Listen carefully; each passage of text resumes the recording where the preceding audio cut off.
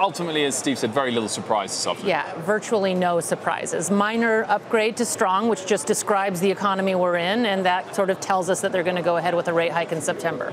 No surprises whatsoever. Do you think it was purposely no surprises in order to play it cool and to avoid the spotlight of the presidential tweet or complaint? They would have done this anyway, but they're definitely going to take the laying low road for sure. I don't even know that they will address those kinds of attacks in Jackson Hole. I would say that, you know, the Fed's going to do what the Fed's going to do, and they're just going to block all of that out. James, clearly nothing spooked the markets today. How many more hikes can the Fed do this year without spooking the market? Well, I think that your guest just mentioned it. The Fed does what the Fed is supposed to do. And for the first time, I think, in the post-crisis, we're seeing what I'd call real data dependency. And the data is strong. Inflation is on the uptick. And you're going to get 2 more rate hikes this year, as we anticipated.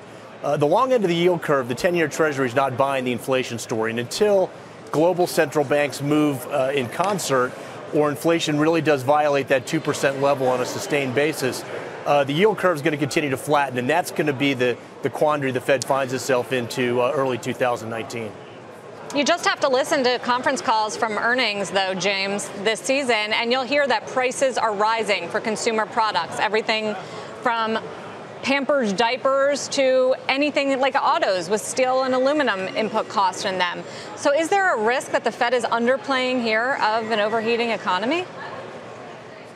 Yeah, I don't believe the Fed's underplaying. I think the rate tightening cycle to the converse may actually go too far too quickly. You do mention prices at the end level. That is correct. But if you look at wages, which is really the tell about where inflation is going to be, wage growth is really concentrated in a very narrow part of the industry space. And the stock market, frankly, is expanding in a very narrow part of the space. So until wage growth is material, sustainable, and growing above that 3.5%, maybe 4% level, I don't see inflation getting away from the Fed at this point at all.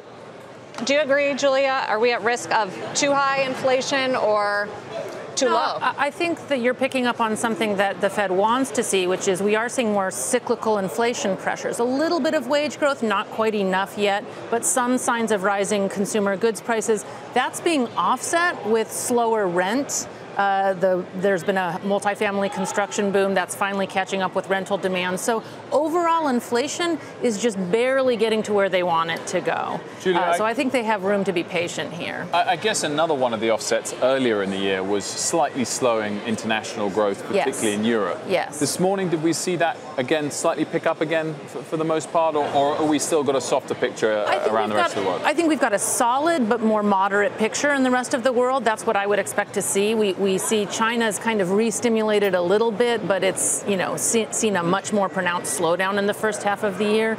We don't really need that to be much stronger. We had an incredibly strong global backdrop last year. It should have moderated. It's expected.